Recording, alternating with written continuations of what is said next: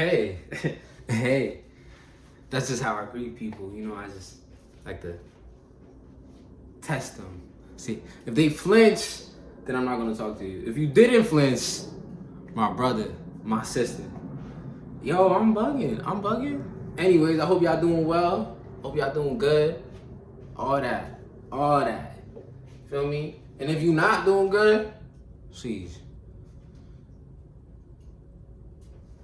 man, bro, that sucks. I'm being honest. I hope I'm not coming off as a peepee head, but nah, bro. If you're doing bad, bro, man, I don't know the details because, to be honest, you can't even really talk back to me. So that's why I can't really say much. I'm just like, damn, bro. I don't even know who you are, but my condolences. Yo, bro, I'm about to start this video. Yo, take two. What's up? What's up? We need to take two. I don't know what was going on. I don't know where that was going. Hope y'all doing well. All that.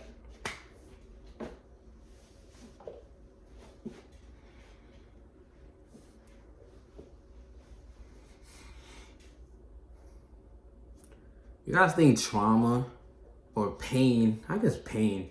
Pain. Can you really know who you are without going through pain, going through trauma? I think of what?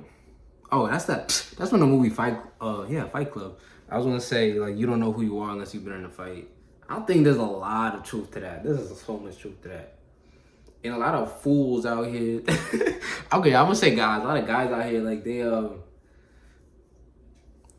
You could, I don't know. I feel you can tell that like if a guy's never been in a fight, cause like it's like people can see through things. Feel me? Like if a dude's acting like mad hard and like type like little man syndrome, like overly like tough guy vibes. Like a dude who's actually tough, who can actually fight, like it's they're usually the more quiet ones, the more like really not trying to have any confrontation. Those are usually the most dangerous guys. The last one in the room is like literally the dude that's like you compensating for something. The killers are usually real silent. Those are the ones you gotta watch out. For real, But why am I bring that up? When I'm talking about you need to go through pain to like really know yourself. Cause the person who actually can fight, like son. All right, you know what? I'm gonna just be honest. I got my butt whooped, bro, and it's humbling. It is, bruh. Yeah, it is what it is. Like it's humbling. And if you haven't gone through that, then you kind of just like you live in your own bubble. Like you it's not real, bro. Like you're this little ego that you think you could beat up everybody. It's like it's kind of fake. Feel me? Like you never been knocked down. You never been beat up, bro. Then you're gonna have this inflated fake persona ego. Whereas a dude who actually got beat up but kept it pushing, kept on fighting, kept learning, if he didn't go through that pain, go through that low, he wouldn't know if he really is like that, Like if you don't go through a certain type of pain, certain type of trial and tribulation, do you really know yourself? Do you know what you're capable of? And if you're not willing to fail, to lose, if you're afraid of failure, then you're gonna be trash. You're gonna be trash because you never actually been tested. So when the time comes to actually be tested and you back against the wall and the pressure's building up, you're not about it because you never been in a situation like that before. Whereas the other dude who's actually like that has been in that situation a million times. So when the occasion rises, it's just like, okay, I've been here before. What's it to? Like, you know? But that's all I was talking about, like people that usually who've never fought before. You know, you can kind of see through it. But as you can tell, I'm not just talking about physically fighting. I'm also talking about when it comes to any field you're working in. Life in general. You know? Life is so uncontrollable. There's so many random plot twists that are coming your way. I hate to break it to you. I hate to be the one that's gonna break it to you, but there's a plot twist that is coming in your life. Whether it's in the near future or it's down the road, it's gonna happen. I know it's gonna happen for me.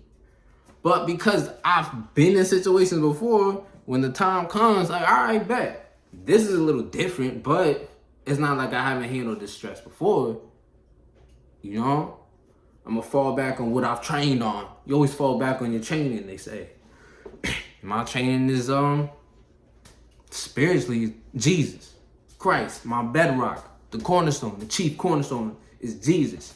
Whatever he taught me when the time comes, as he says in his word, you know, like counted blessings when you going through these trials and tribulations. You being refined like gold. Feel me? So that's why I brought up that prompt in the beginning, that do you really know yourself if you haven't gone through trauma or pain? And honestly, especially trauma is a very heavy thing. And I feel like, well, for men, that it's like it's not cool to process trauma. Because if trauma is unchecked, man, like if you got unchecked trauma, I'm not really trying to be around you. You know, I think it is up to the individual. It's the responsibility of the individual to heal, to process your trauma. Because honestly, nobody else is gonna do it for you. And trauma is very heavy. Like it rewires the way you are as a person, and that's why it's such an effective tactic of demons, of Satan. But you have to fix it. You have to rewire it. And if it takes time to process, if you gotta cry it out, if you gotta, trauma can take years for that stuff to heal, to recover from. And so I understand it's not light going through pains, going through trials and tribulations, but you really do learn a lot about yourself when you're forced to figure out this trauma, when you're forced to, okay, I have to rewire myself. So we gotta take some things out, move some things around, start building the connections up again, And when you're like literally engineering yourself, you're gonna know yourself more. You start learning what's my capabilities, what's my limits. This limit got broken, so we know that this limit can be pushed even further. And if we go through certain situations again, we're gonna know what the healing process is like, what it's, like for me, I have to write a lot. I gotta write down pretty much, all my emotions that go on because of certain things that happened to me that may have rewired me. And usually the first step too is to accept that you went through something. Because self-denial, denying it, brushing it under the rug is the worst thing you could do. It's the worst thing you can do. You don't want to do that. Because, like I said, it rewires you. And a lot of times, people start turning cold, start turning bitter. They start letting the trauma change who they are. And that's no bueno. That's not good, man. That's not good. And a lot of times that does end up happening with people who's just like, nah, yo, this crazy thing happened to me. Feel me? I'm gonna let everybody's gonna feel my pain now. Boy, that's whack. That's whack. That's whack. It takes a stronger man to say, I'm not gonna let this change me. That's the stronger man. That this is not gonna affect my character. This won't get to me.